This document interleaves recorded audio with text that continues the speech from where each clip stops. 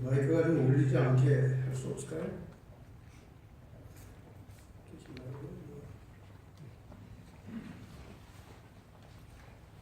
우리 사람, 인간이 존재하고 살아가는 것은 삼각관계, 하나님과 사람, 그리고 다른 사람, 이웃과 이 세 가지 삼각관계에 의해서 인간의 존재와 삶이 이루어집니다. 그래서 어제 그제는 하나님과의 관계, 하나님의 사랑에 대한 말씀을 드렸고, 어제는 이웃과의 관계, 이웃 사랑에 대해서 말씀을 드렸습니다. 방송실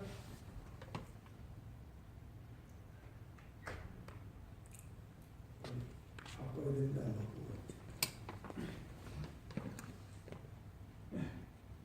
사실 이 세 관계, 하나님과 이웃과 자신과의 관계 중에서 자기 관리가 제대로 돼야 이제 다른 관계가 원만해지는 것입니다. 그래서 오늘 이제 함께 나누시게 될 이 자기 관리에 대한 문제가 사실 문제의 핵심인데, 자신을 사랑하라고 하는 말이 좀 그리스도인답지 못한 단어지만, 자신이 무엇인지, 자신의 존재가 무엇인지를 제대로 깨달으면 이 사랑하라는 말의 의미를 우리가 알 수 있을 것입니다.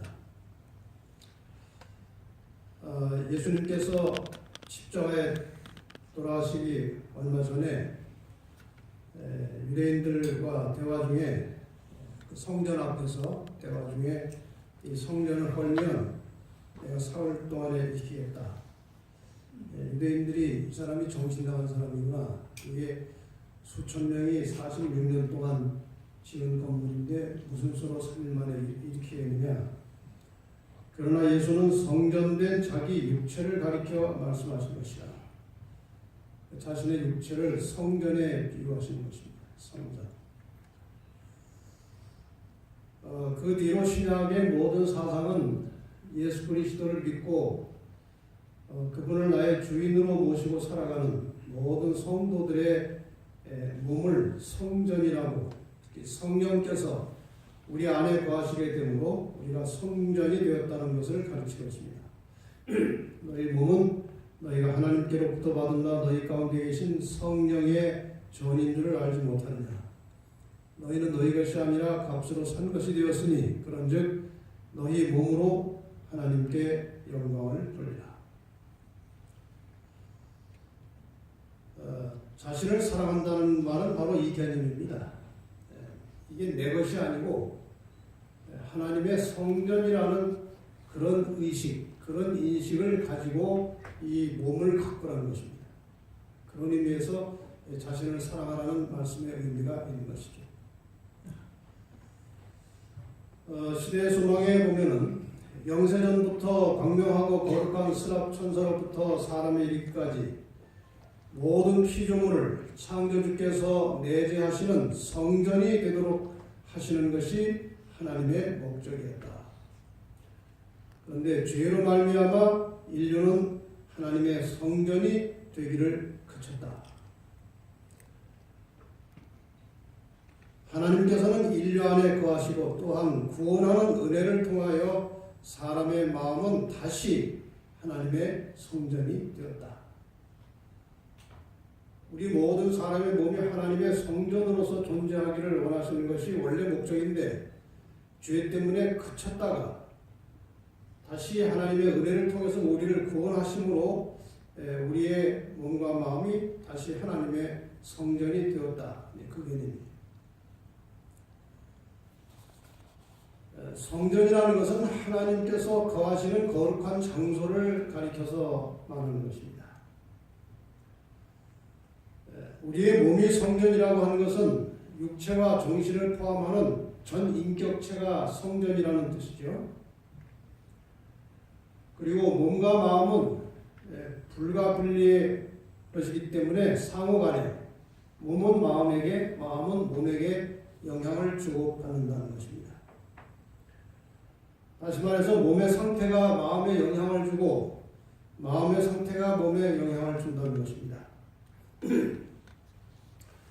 그러므로 몸으로 들어가는 음식이나 입에서 나오는 말이나 마음속의 생각들이 서로 영향을 주고 받는다는 사실을 우리는 항상 기억하고 살아야 된다는 것이죠.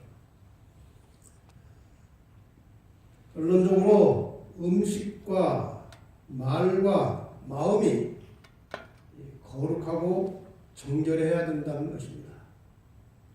이것이 하나님의 성전을 관리하는 기본 원칙입니다.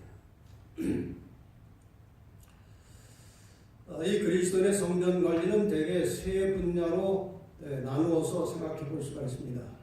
하나는 몸 관리하는 것입니다. 몸, 육체를 관리하는 것이고, 또 다른 하나는 마음을 관리하는 것이고, 또 다른 한 가지는 영성을 관리하는 것입니다. 세 가지 측면에서 얼마나 균형지게 관리하느냐에 따라서 인품도 나오고 성격도 나오고 또 그 봉사의 효과도 나오고 여러 가지 모든 것들이 이 세 가지를 얼마나 균형지게 다루고 가꾸고 있느냐 하는 데서 열매들이 맺히게 된다는 것입니다. 우선 마음 관리부터 좀 잠깐 아주 여러분이 다 아시는 내용이지만 저는 목사의 입장에서 간략하게 정리해서 그냥 여러분들에게 드리는 것입니다. 마음 관리 문제. 이 마음 관리에 있어서 사람을 향하신 하나님의 뜻이 무엇인가 너무나 잘 아는 말씀이죠. 항상 기뻐하라, 쉬지 말고 기도하라, 범사에 감사하라. 이 말씀에 대해서 뒤에 대단히 중요한 말씀이 덧붙여져 있습니다. 이는 기뻐하고 기도하고 감사하며 사는 것이 그리스도 예수 안에서 너희를 향하신 하나님의 뜻이니라. 이렇게 되겠습니다. 이게 하나님의 뜻이라는 거예요. 왜 하나님께서 우리에게 이렇게 살기를 원하십니까? 하나님이 인간을 창조하실 때에 기뻐하고 기도하고 감사하며 살 때에 건강하고 행복하게 살 수 있도록 세팅을 하신 것입니다. 이 몸을 창조하실 때에 감사하고 기뻐하고 기도하는 삶을 살 때에 이 몸의 컨디션이 아주 좋아지고 건강하고 행복감을 느낄 수 있도록 하나님께서 그렇게 만드셨기 때문에 그렇게 살라고 하시는 것입니다. 이 마음과 건강의 관계는 너무나 이제 널리 알려져 있기 때문에 세상스럽게 설명할 필요 없습니다만은 벌써 이러한 과학적 증거가 있기 백수십 년 전에 우리 엘렌 화이트이 그 영감을 통해서 기록해놓은 글 속에 정확하게 묘사되어 있습니다. 참 놀라운 일입니다. 이것은. 감사와 찬양의 정신보다 몸과 마음의 건강을 더욱 잘 증진시켜주는 것은 없다. 우울하고 불만스러운 사상과 감정을 물리치는 것은 기도하는 것과 마찬가지로 하나의 의무라 그랬습니다. 그리스도인의 마음속에 이 불만 또 우울함 이런 감정들을 빨리 내몰아 버리는 것이 기도하는 것처럼 중요하다고 말씀하십니다. 주례봉사 281에 다시 나옵니다. 같은 말씀이지만 마음의 즐거움은 양약이다. 감사, 기쁨, 자비, 하나님의 사랑과 보호에 대한 신뢰 등은 건강을 지켜주는 최선의 방편이다. 우리 여기서 일하시는 직원들은 사람의 건강이 얼마나 중요한지 아주 뼈저리게 늘 보면서 사시는 분들이실 겁니다. 건강이 얼마나 중요한 것인지. 이러한 외적인 육신의 몸의 건강이 이 마음에 전적으로 달려있다는 사실을 우리가 기억한다면 평상시에 마음 관리가 얼마나 중요한지를 뼈저리게 느낄 수 있습니다. 마음을 관리하는 것이 그렇게 중요한 거예요. 꽤 오래전에 나왔던 발표되었던 것입니다만은 실험실에서 그 세포를 배양하는 접시에다가 암세포와 정상세포를 섞어서 넣고 그 다음에 세포를 배양합니다. 온도를 맞춰주고 양분을 제공하고 습도를 맞춰주면 이 세포의 변화가 일어난다는 겁니다. 그런데 한참 동안 세포를 이제 배양하고 나면은 대체로 암세포가 정상으로 돌아가더라는 거예요. 여러 차례 반복된 실험 끝에 똑같은 결론이 나온 것입니다. 정상세포와 암세포를 섞어서 배양을 시키면 암세포가 정상으로 돌아온다는 거예요. 이게 도대체 원인이 무엇일까?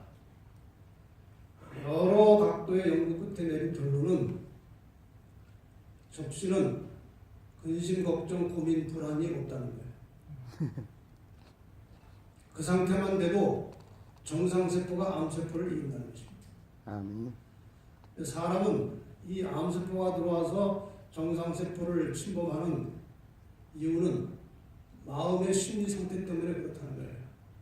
불안하고 걱정하고 미워하고 시기하고 불만하고 불평하고.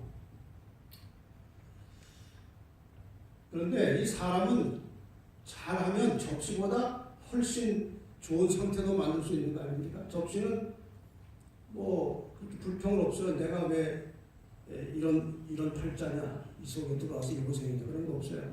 그냥 무예요, 무. 그러나 사람은 우울하고 근심하고 불안할 수 있지만 또 기쁘고 즐겁고 감사할 수 있기 때문에 접시보다 훨씬 좋은 상태로 만들 수 있다는 것이죠. 그것이 하나님의 뜻입니다. 마음이 왜 불안합니까? 더 많이 가지려고 하기 때문에, 욕심과 욕망 때문에 불안한 것입니다. 더 높아지려고 하기 때문에, 교만심과 자만심 때문에 불안한 것입니다. 나랑 똑같은 비슷한 조건이고 나보다 못한 사람인데 진급을 했어. 기분 나빠요. 높아지려고 합니다. 이익만 보고 손해보지 않으려고 하기 때문에 불안한 것입니다. 삶의 중심에 자아가 너무 큰 자리를 차지해서 이렇게 불안한 겁니다. 죽는 것이 두려워서 생명에 대한 애착 때문에 불안한 것입니다. 아버지를 잘못 만나서 그렇습니다. 어떻게 하면 마음이 평안해지겠습니까? 반대로 하면 되는 것입니다. 먼저 아버지를 바꿔야 됩니다. 하늘에 계신 우리 아버지, 주기도문 암기만 하지 말고 정말 하나님을 나의 아버지처럼 생각하고 사시면 걱정이 없는 것입니다. 그분이 우리 아버지십니다. 가진 것을 남에게 나누어주면 평안이 옵니다. 이 다짐을 가지면 예수님처럼 자신을 철저하게 낮추고 살면 평안한 것입니다. 자꾸 높아지려고 하니까 불안한 거예요. 낮아지면 땅바닥에 내려서 그냥 자기를 두고 살면 편안한 것입니다. 제가 한 번은 아주 키가 작은 목사님 한 분이 설교하시는 모습을 뒤에서 봤어요. 그냥 저 무슨 축사를 하고 뒤에 앉아 있었는데 이 단이 좀 높았던가 봐요. 키가 작으니까 이제 좀 불편해서 그런지 발끝을 들고 설교를 하는데 끝날 때까지 들고 하더라고요. 그게 뭐 적절한 비유는 아닙니다만 심리적으로 또 마찬가지예요. 그 발끝을 들고 있기가 얼마나 힘들어요. 사람이 자기를 높이려고 하고 있으면 계속 힘든 거예요. 자기를 바닥에 놓고 인간사 돌아가는 거 별거 아니고 하나님 잘 믿고 좋은 품성 가지고 하늘에 가는 것을 최고의 가치로 알고 살면 세상에 부러운 게 아무것도 없는 것입니다. 그게 진정한 가치입니다. 언제나 양보하고 손해볼 각오를 하고 살면 편합니다. 바보처럼 늘 손해보고 양보할 각오를 하고 살아야 돼요. 이익을 취하려고 하면 이익이 안 오면 불편하고 손해보면 기분 나쁘고. 마음의 중심에 예수님을 왕으로 모시고 살면 그분이 평강의 왕이기 때문에 평강이 오는 것입니다. 더 나아가서 오늘 아침에 계속 말씀드린 예수님의 재림과 부활의 소망을 가지고 살면 세상에 두려울 것이 아무것도 없습니다. 아멘. 자, 몸 관리. 여기서 제가 이거 설명한다는 것 자체가 좀 보수입니다. 다 몸 관리 잘 하시는 분들만 앉아 계신데, 그러나 기본을 좀 말씀을 드리겠습니다. 이 몸은 대개 이제 몸으로 들어오는 식물, 먹는 것과 관계가 있습니다. 하나님께서 레위기서에 내가 거룩하니 너희도 거룩할지어다 라는 이 말씀을 하신 배경에는 음식이 들어있습니다. 이 말씀은 식물과 관련된 정결 규례로 기록된 레위기서 11장의 마지막 구절입니다. 다시 말해서 우리가 먹는 식물이 하나님의 거룩함에 동참하는 성도들의 삶과 직접 관련이 있다는 사실을 기억하는 것입니다. 내가 거룩하니 너희도 몸을 구별하여 거룩하게 하고 그 다음에 먹는 문제가 나오는 것입니다. 그러니까 이 성전으로 들어가는 음식을 정결하고 깨끗한 음식을 집어넣으라는 것입니다. 아무거나 넣지 말라는 거예요. 어디 지나가다가 간판을 보고 잠깐 웃고 지나갔어요. 웰빙 족발. 참 희한한 말입니다. 여러분, 우리 재림 성도로서 그렇게 아무거나 먹지 않고 살 수 있는 방법과 지혜를 주신 하나님께 감사하시기 바랍니다. 아멘. 재림 성도들의 이 라이프 스타일은요, 정말 고상한 거예요. 왜 우리가 고상한 줄 아십니까? 이것이 하늘에 살 사람들의 라이프 스타일이거든요.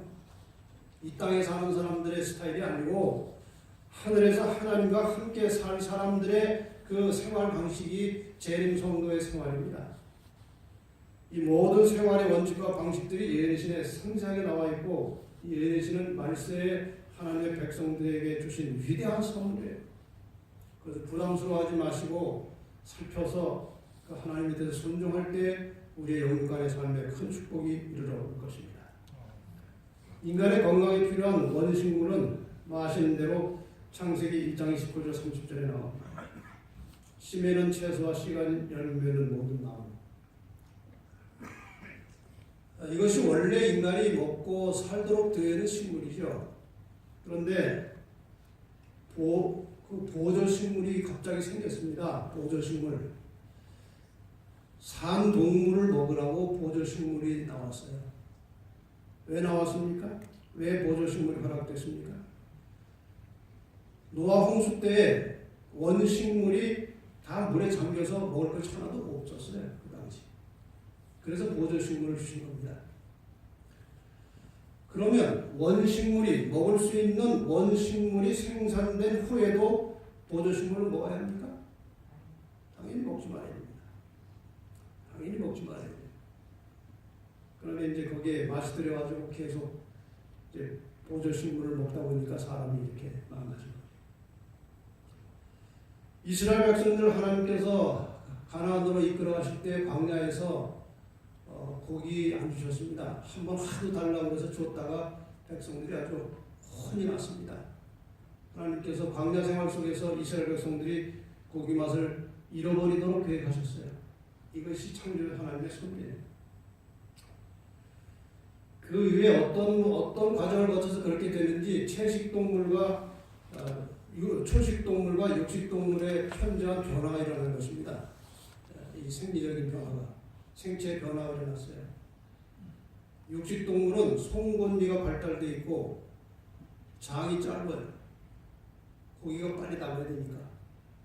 초식동물은 어금니가 발달되어 있고 장이 길어요.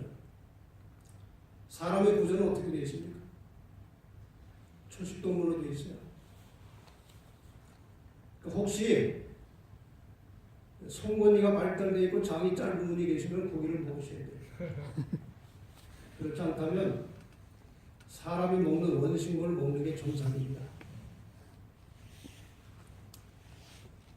육식동물과 초식동물의 차이는 많습니다. 초식동물은 장수하고 온순합니다. 육식동물은 단명하고 싸나워요. 이게 다 품성에 영향을 미치는 것입니다.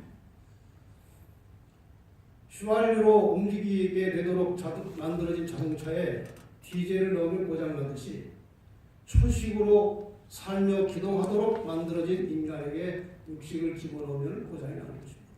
이것이 원리. 이런 원식물을 제대로 먹으면 여기서 여러분들이 경험하듯이 온갖 질환에서 해방될 수 있다는 것입니다. 송 교수님은 그 실험 끝에 이 현미식과 함께 이 원식물을 잘 먹게 하고 교육을 하고 나니까 이 정신질환도 치료되는 것입니다. 정신질환까지. 그 정도로 이게 중요합니다. 에덴의 식품으로 돌아가라는 말씀이죠. 꼭 필요한 음식을 꼭 필요한 때 꼭 필요한 만큼만 먹는 것이 이제 먹거리의 사용 원칙입니다. 그대가 필요로 하는 것은 보다 적은 현실적 음식이며 보다 많은 영적 음식, 즉 생명의 떡이다. 그대의 식사가 단순하면 단순할수록 그대에게 더욱 좋을 것이다. 우리는 육신의 떡만 먹는 사람이 아니고 생명의 떡을 같이 먹어야 될 사람들이기 때문에 생명의 육신의 떡은 단순하게 먹고 영적 음식은 깊이 있게 제대로 먹으라는 거예요. 이것이 가르칩니다. 우리가 다 에덴으로 지금 가고 있는 사람들인데 아담이 식욕의 타락 때문에 행복한 에덴을 상실했는데 아담의 후손들은 그리스도를 통하여 식욕을 정복하고 모든 일에 절제함으로 에덴을 회복할 수 있다. 식욕의 방종으로 잃어버린 에덴은 식욕을 정복함으로 찾을 수 있다는 말씀이에요. 그러니까 식욕을 제대로 조절하지 못하면 다른 모든 인간의 죄된 욕망을 컨트롤할 수 없다는 것입니다. 다른 욕망을 조절하고 컨트롤할 수 있는 첫 관문이 식욕을 조절하는 거예요. 적당한 음식을 제때에 건강하게 먹는 습관을 가져야 하는 것입니다. 자기 삶에 있어서. 마지막으로 영성관리에 대해서 잠깐 말씀드리겠습니다. 로마서 8장 9절에 보면 너희 속에 하나님의 영이 거하시며, 그러니까 여기 하나님의 영이 거하는 것이 성전이에요. 하나님의 영이 거하시며 육신에 있지 않고 영이 있나니 누구든지 그리스도의 영이 없으면 그리스도의 사람이 아니라고 그랬어요. 내가 그리스도인이라는 이름을 가졌는데 과연 내 속에 영이 있느냐 없느냐, 이건 굉장히 중요한 것이죠. 로마서 8장 12절 14절에도 하나님의 영으로 인도함을 받는 그들이 곧 하나님의 자녀라고 했습니다.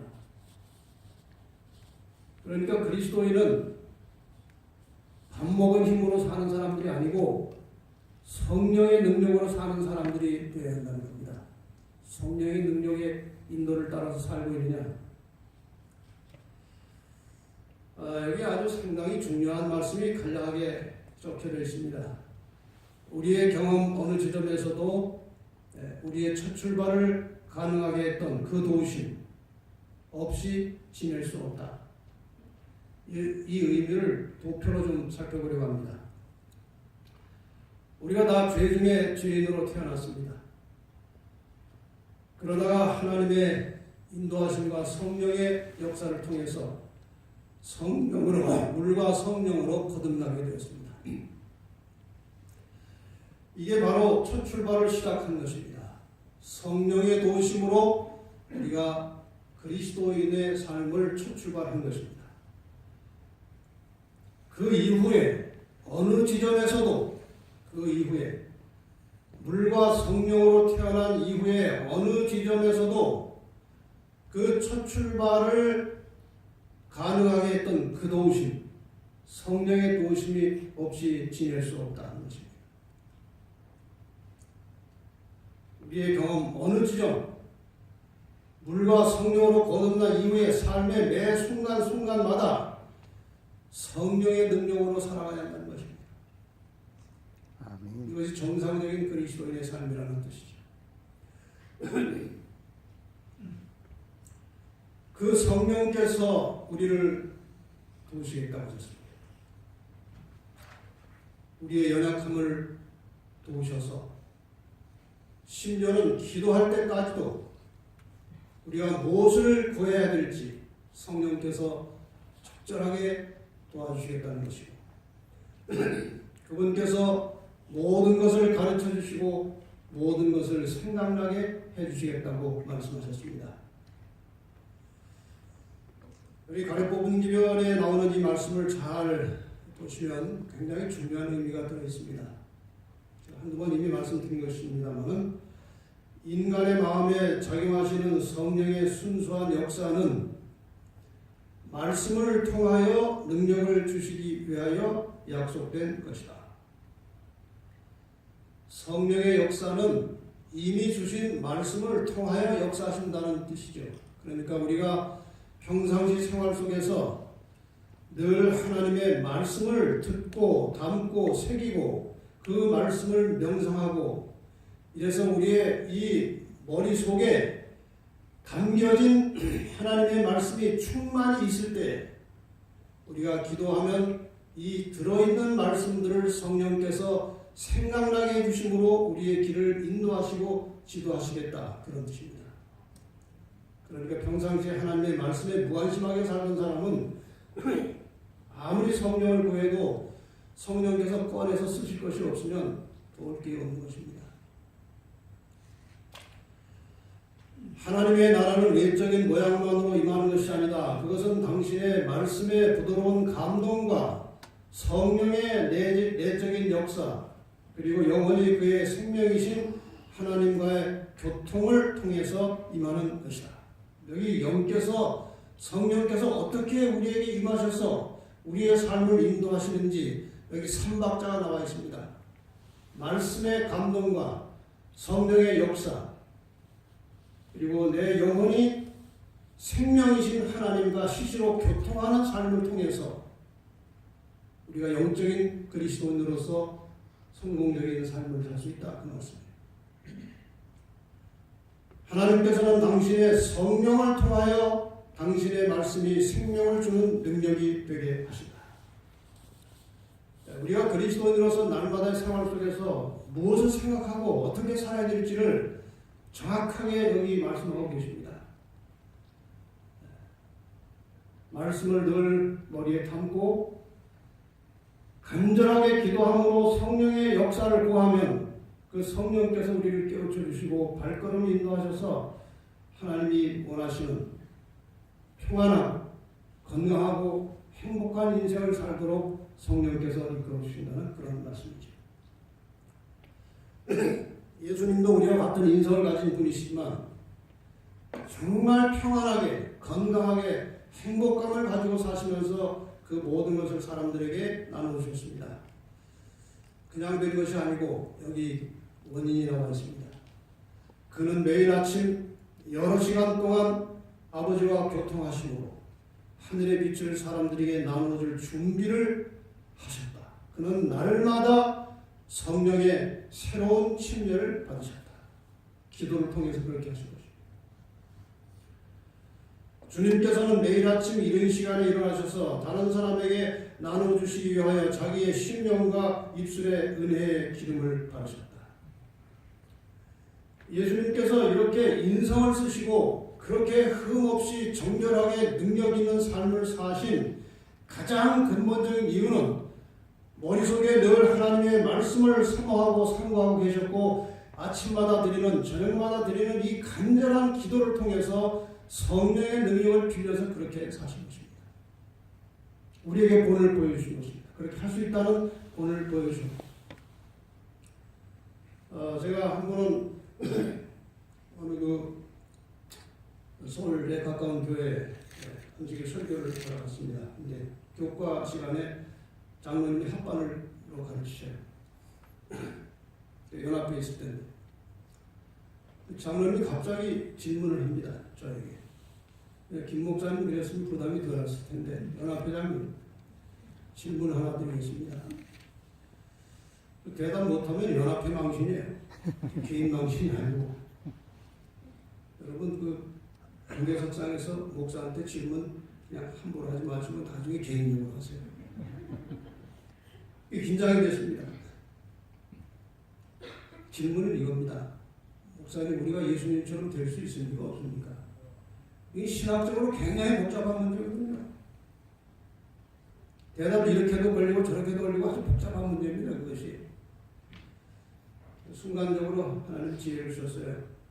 예수님처럼 예수님만큼 기도하면 예수님처럼 살 수 있습니다. 아멘. 더 이상 질문이 없더라고요. 이게 정답이거든요. 우리의 생애가 자주 실패하고 예수님처럼 살지 못하는 이유는 전적으로 말씀과 기도의 부족이에요. 여러분이나 저나 주님처럼 살기를 원하는 그리스도인으로서 하나님의 말씀과 기도에 더 많은 시간을 투자하고 집중하심으로 그리스도인다운 성도의 삶을 사시길 바랍니다. 아멘. 여기 일본 사람이 참 지혜로운 말을 했어요. 어떻게 일본 사람이 이런 말을 했는지 몰라요. 이 하루야마 시게오라는 사람이 뇌내 혁명이라는 책을 썼습니다. 이 책 속에 굉장히 중요한 원리가 많이 나오는데 이런 말씀이 나와요.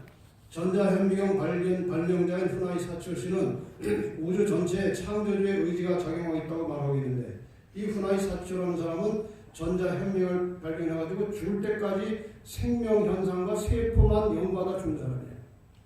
이 생명과 세포를 연구하다 죽은 이 과학자가 뭐라고 고백했는가 하면은 창조주의 의지가 작용하고 있다고 얘기했어요. 창조주의 의지가 있다는 거예요. 관찰해 보니까. 근데 이 사람은 나는 그 의지가 유전자라는 형태로 우리 몸 안에 새겨져 있다고 생각한다. 우리 몸속에 하나님의 의지가 들어있다는 것입니다. 유전자로. 그 중에 대표적인 것이 하나 뭡니까? 나쁜 일하면 양심이 걸려요. 좋은 일하면 마음이 기분이 좋아요. 이게 다 하나님이 주신 유전자입니다. 그 창조주의 의지에 합당한 사람은 살아남고 합당하지 않은 자는 소멸하는 메커니즘이 인간의 몸 안에 장치되는 것이다. 놀라운 말이에요. 이 속에 하나님의 뜻이 들어있는데 그 뜻을 따라서 사는 사람은 영원히 살고 그 뜻을 거스리는 사람은 죽는다는 거예요. 얼마나 놀라운 말들입니까? 창조주의 의지, 그것이 하나님의 뜻입니다. 이번에 총주제에. 이 창조주의 의지에 합당하다는 것은 하나님의 뜻대로 사는 사람들이에요. 그들은 영생한다는 거예요. 그 의지에 합당치 않은 자, 그 뜻대로 살지 않은 사람들은 소멸한다는 것이에요. 한문에도 이런 말씀이 있어요. 순천자는 흥하고 역천자는 망한다. 하늘의 뜻에 순응하는 사람은 흥하고 하늘의 뜻을 거스리는 자는 망한다는 거예요. 이게 원리예요, 원리. 바로 이것이 마태복음 7장 21절의 해석입니다.